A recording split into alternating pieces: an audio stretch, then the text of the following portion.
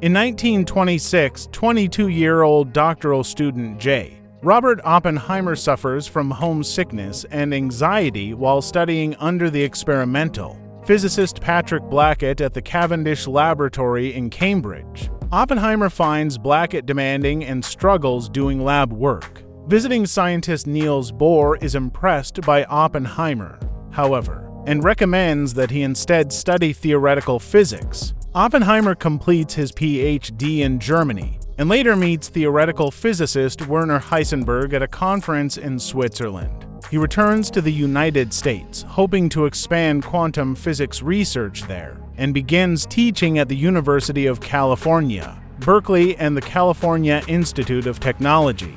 He meets his future wife, Katherine, a biologist and ex-communist, and also has an intermittent affair with Jean Tatlock, a member of the Communist Party USA, until her suicide a few years later.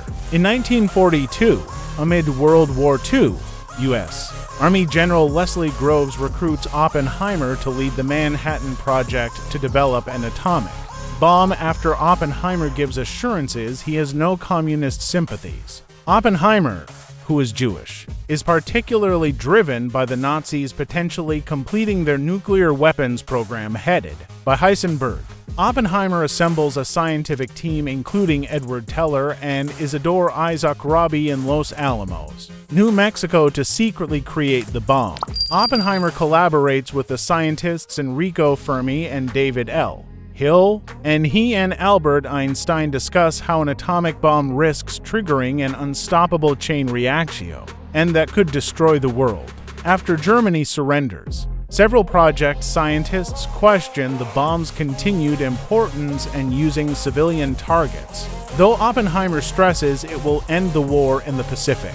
The Trinity test is successfully conducted and President Harry S. Truman orders Hiroshima and Nagasaki to be bombed, forcing Japan's surrender. Oppenheimer is thrust into the public eye as the father of the atomic bomb, but the immense destruction and massive fatalities haunt him. He urges Truman to restrict further nuclear weapon development, but the president rejects Oppenheimer's advice, considering it weak. As an advisor to the U.S. Atomic Energy Commission, Oppenheimer advocates against further nuclear research, especially the hydrogen bomb proposed by Teller. His stance becomes a point of contention amid the tense Cold War with the Soviet Union. AC Chairman Lewis Strauss resents Oppenheimer for publicly dismissing his concerns regarding the export of radioisotopes and for recommending arms talks with the Soviet Union.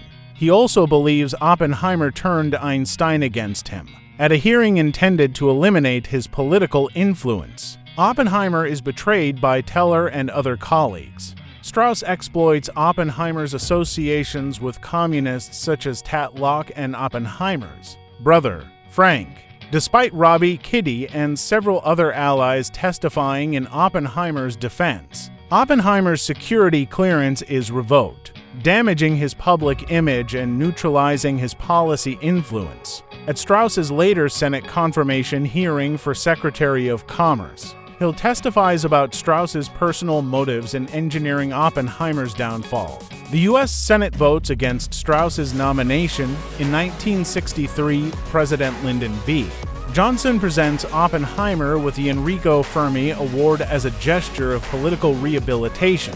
It is revealed that Oppenheimer and Einstein's earlier conversation was not regarding Strauss, but the far-reaching implications of nuclear weapons. Oppenheimer believes he started a chain reaction that will destroy the world.